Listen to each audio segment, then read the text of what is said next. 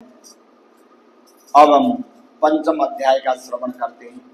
शुद्ध जी महाराज बोले, हे ऋषियों, मैं और भी कथा कहता हूँ, सुनो।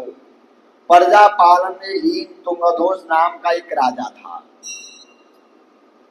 उसने भी भगवान जी का प्रसाद त्याग करके बहुत दुख पाया।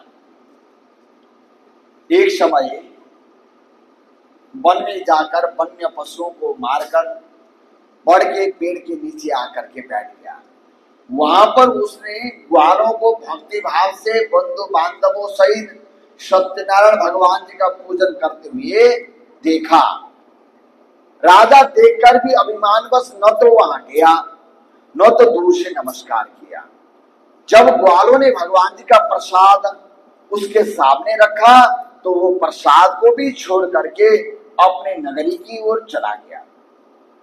जब अपनी नगरी में पहुंचा तो उसने अपना सब कुछ नष्ट पाया, तो वह जान गया कि यह सब भगवान ने किया।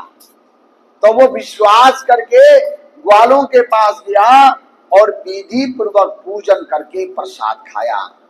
तो सत्यदेव भगवान की कृपा से पहले जैसा था वैसे ही हो गया। फिर दीर्घ काल तक सुख भोगकर मरने पर स्वर्गलोक को प्राप्त किया।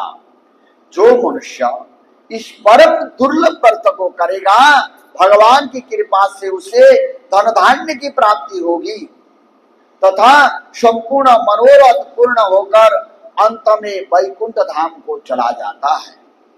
जिन्होंने पहले इस व्रत को किया, अब उनके दूसरे जन्म की कथा कहता हूं, सुनो। वृद्ध सतानंद नाम के ब्राह्मण ने सुदामा के रूप में जन्म लेकर के मोक्ष को प्राप्त किया। राजा उल्कामुख नाम का जो राजा था वो महाराज दशरथ बने और श्री रंगनाथ जी का पूजन करके वैकुंठ धाम को प्राप्त हुए। साधु नाम के वैश्य ने मोरध्वज बन करके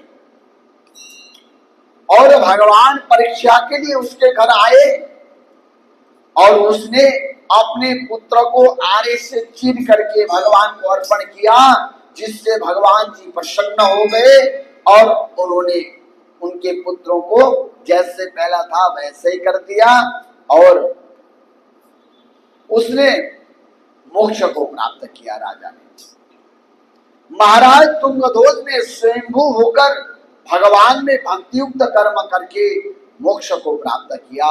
इति श्री स्कंद पुराणे रेवाखंडे श्री सत्यनारायण व्रत कथा पंचम अध्याय समाप्त। बोले।